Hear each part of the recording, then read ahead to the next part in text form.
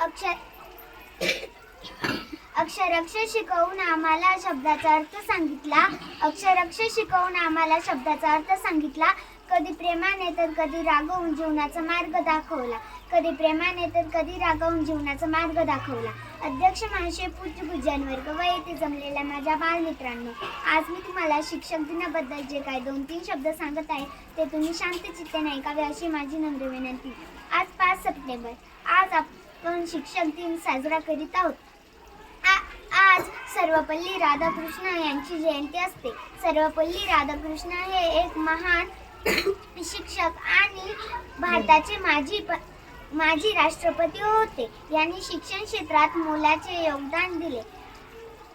कुंभार ज्याप्रमाणे मातीच्या गोळ्याला सुंदर आकार देऊन मूर्ती घडवतात, त्याचप्रमाणे शिक्षक व्यक्तिमत्वाला योग्य आकार देऊन चांगले माणूस घडवतात.